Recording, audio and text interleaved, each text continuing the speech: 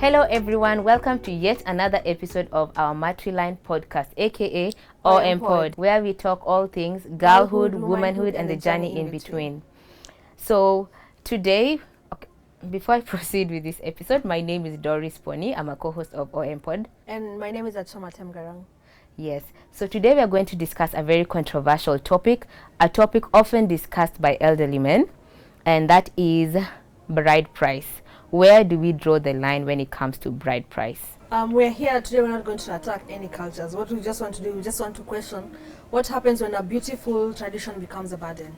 Yes, and also I would like to put a disclaimer before we begin this discussion that this episode is not designed to stigmatize communities, nor to promote any stereotypes, but rather to educate the public and to challenge the rising cost of bride price in our community. And before we go further, I would like to thank our amazing sponsors for this amazing setup. Today we are shooting from Firetree. Thank you so much, Firetree, for this beautiful setup.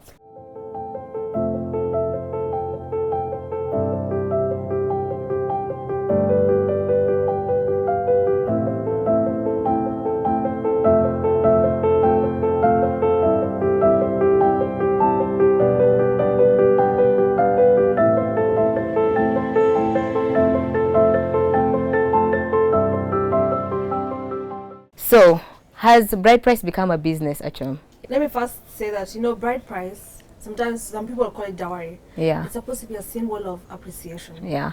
Like just to thank your parents for bringing you up schooling you and all these things. Yeah. But right now I feel like it's either a competition or it's a way of like compensating for something. It's like they're exchanging you, like they're buying you. Yeah. That's what I can say. That's how I feel. Yes. Yeah. Ideally, bride price was designed to be an appreciation, a token of appreciation. And the more families charge highly, then it becomes like the bride is a commodity. You become like a prize, an item that he has bought off the shelf. So is bride price being commercialized? Yeah, Junubin. Where do we draw the line when it comes to bride price? Because I feel like the list keeps increasing day by day, and it's like a competition between communities. Yeah, I don't know if it's the same for you guys, but within the Bari community, the price keeps increasing every now and then. So where do we draw the limit? Is there a limit? And who is to reduce this bride price? Yeah.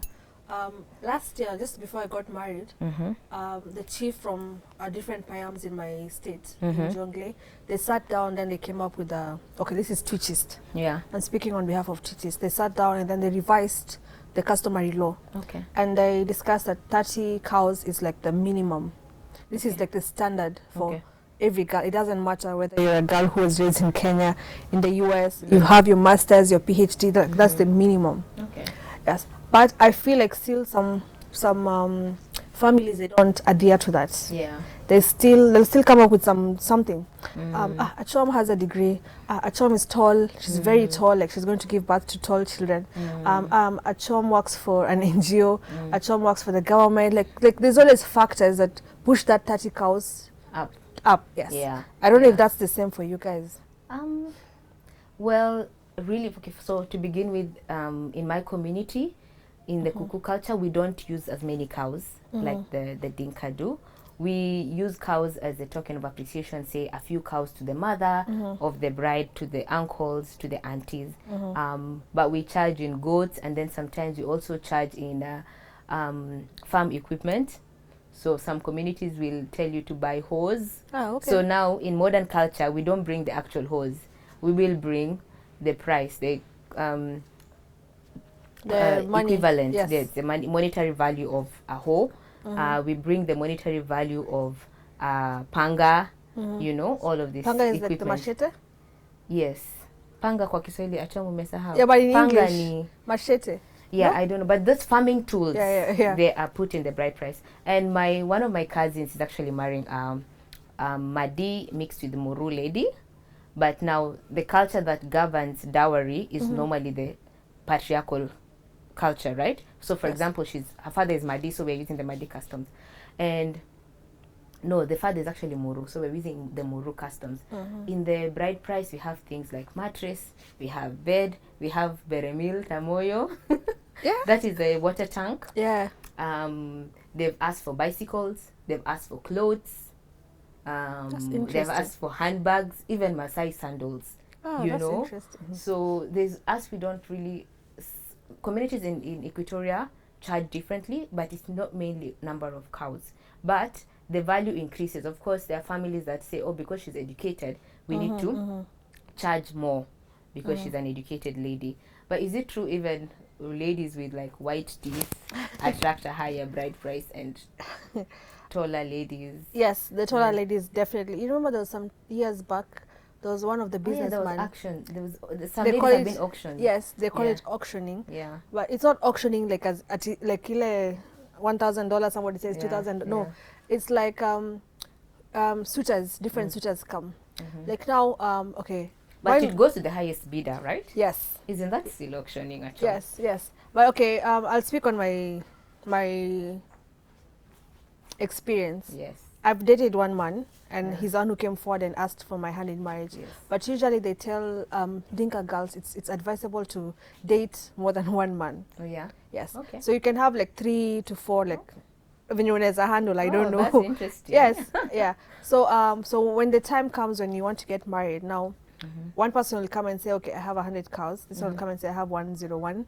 This one will come and say I have 200, like that. And then I think it's for the families to sit down and then they'll weigh their options. Of course, they'll do the usual background checks.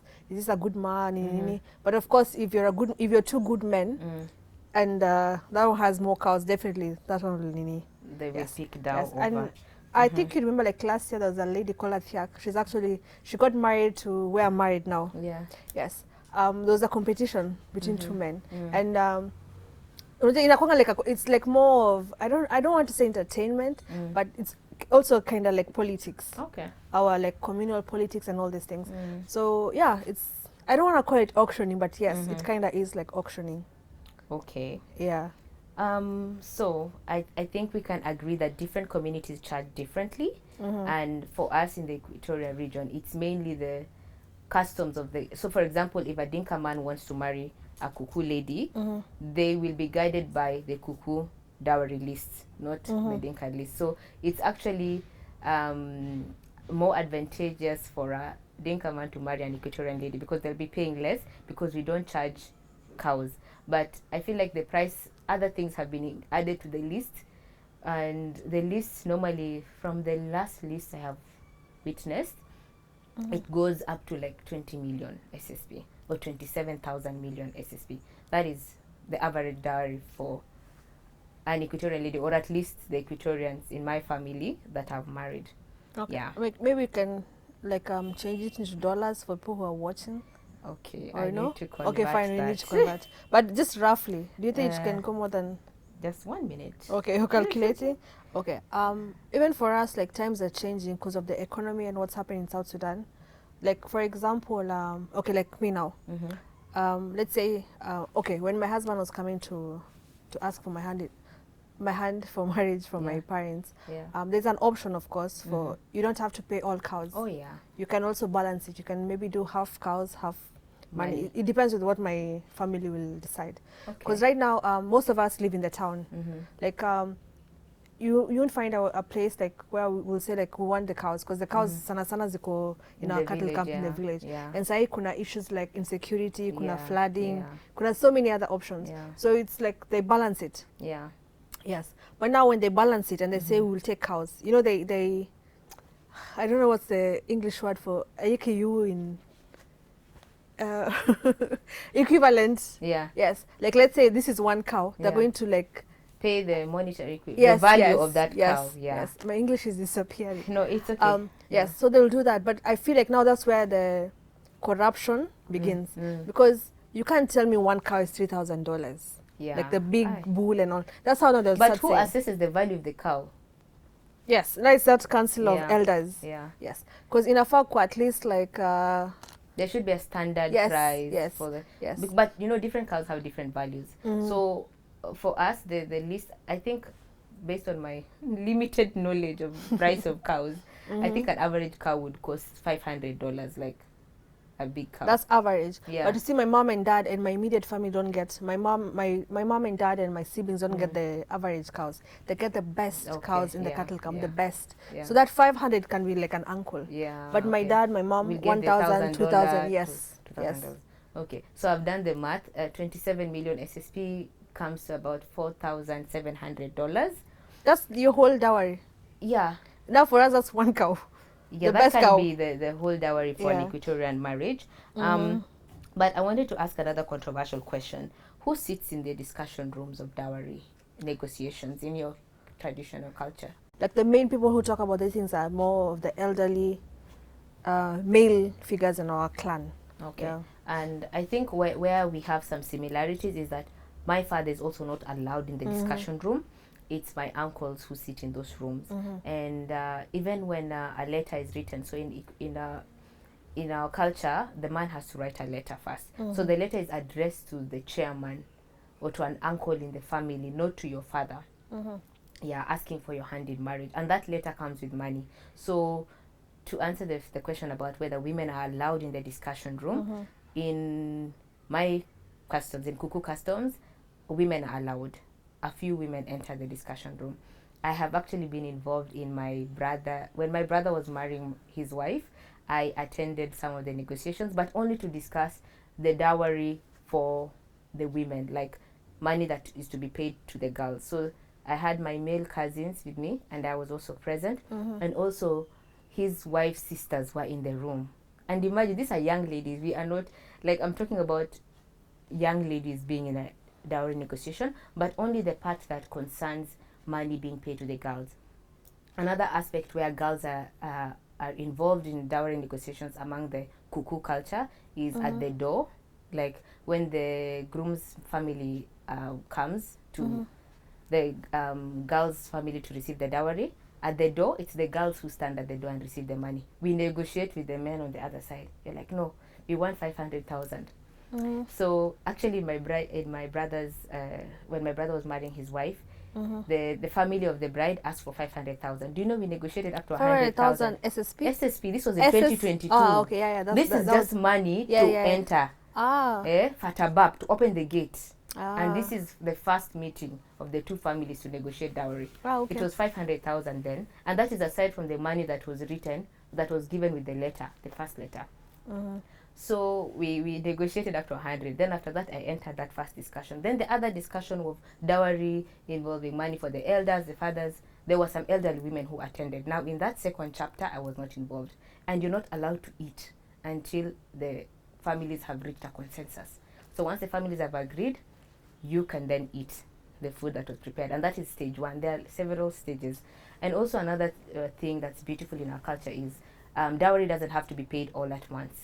That's the same for us too. Okay. Yeah. Yeah, that's amazing. So when you say you don't have to eat, that same day the food is cooked, you can't eat? You can't eat until we have agreed or we've paid at least what the family wants. So for example, we on that day, I think we paid 50%. And then after that, they cook, by the way, food is cooked. But you will not eat that food until you have agreed and until you have given substantive amount or what the family wants to receive as a first installment. Okay, as there's no food involved, like until your mouth is washed, aloktok. That's until you can eat. I feel like the differences now between us is, you see how you guys have all these steps. Now ours are more of events. Like for my uncles to reach where my uncles, what am I saying? I'm saying like those uncles and my uncles to reach where they are, kuna steps also. Yeah. They'll have to first meet the girls. After the girls, we take them now to my big sisters, now my aunties, my dad's sisters. Then like you are involved in this. Yes. Like almost like 5 events. You even getting tired. Some pictures and videos. Yes. Even you are so tired. You're like, yo, I when was is overwhelmed. Yes. Processes took almost a year. It took 2 years because it started last year. Silkwa last year. Yeah, but that's not 2 years at home. Last year to this year. We got married this year. Yeah. Last year, 2024. But it started early last year. And I've worn so many different uniforms. Tell them about the you don't even clothes. know. Yes, you don't even know what is what. Yeah. So, and also, can we discuss about fines? Like, for example, if a girl gets pregnant out of wedlock. Kasurubet? Yes. Yeah. Do you guys pay kasurubet? Yes, we do. We do. For us, it's called a watch. A watch in. I'm trying to. A watch is like a mistake. Okay. Like your. Now you have to correct the mistake. Yes. Yeah. Yes. Yes. Okay. So we have that. Of course, they pay for that, and then that's ukishali pa hiyo. Then now it will cool down the hearts of the elders. Yes. Yes. Yeah. And then now they can come back and now start talking about the dowry. Yeah. So Achom, when you're paying that a watch, is the lady supposed to be in her parents' home or in the husband's home? No, husband's home. Yeah, even us. Yeah. You're chased to that. Okay, Yeah. not chased. You escorted to the groom's family, and they have to pay the fine. Then the dowry will be negotiated after the child is born. Yeah, actually. that's what I actually had. That you guys, the child has to be born. Yes. But yes. as you can pay dowry even if the child And is not even yet if born. the lady loses the child, you will still have to pay a fine for impregnating her. And then she'll become your wife. Yes, she'll still become your wife. Ah, Yeah. okay, that's interesting. Okay. Do you think like women should sit in this dowry negotiation? I absolutely think so. Why? Because why won't you not sit in a discussion that concerns you? I am the subject matter. I would love to be present. But do you think you'd like agree or disagree? Because maybe sometimes they're like trying to protect you. That's why they don't Okay. Me involve. as the bride or me as a female in the Either family? side, you as Okay, the mother of the bride or you as the bride or the just So any for me, female. I would accept to sit as a sister of the bride, but I still stand that the bride should not be part of the discussion, but the bride can be behind the scenes, being involved, like you bring the news to me at home that they're asking for this, then I'll be like, no, please, can we negotiate? Can we reduce this? Before they share the list with my groom's family, I would love to be involved. But also I would love my sisters or my cousins to be there as my agents. Okay. Yeah. Would you help your husband with dowry? Like if you feel like your family is overcharging your husband to be, would you like come in Yeah, I would. I would fight for him in our family. to your To family, my right? family, yes. But would you help him like? No. That is a curse. Hey, Yeah, even for us, even for us, you can't. Yeah. Yeah. So, ladies, this is a very long discussion. We will continue with this discussion on another episode where we involve different elders or people who have been involved in in-depth dowry discussions, and we will use different communities as case studies. So I really thank you guys for watching. I thank Firetree for sponsoring this episode. I thank Savvy Gorilla. I also thank AK Bona for the makeup. Yes, thank you so much for Be Me Honey and also SSD Kids Corner. Yes, thank you so much. And also before how do we forget this amazing our setup, the producer, the director, the script and all these things is Motherland Entertainment. Yes, thank you so much, Motherland Entertainment. And Motherland Academy. And Motherland Academy, yes. We have the a sisters. Support system. So thank you to the entire team. And if you like this episode, kindly like our page, follow and subscribe for more episodes. Until next time, bye.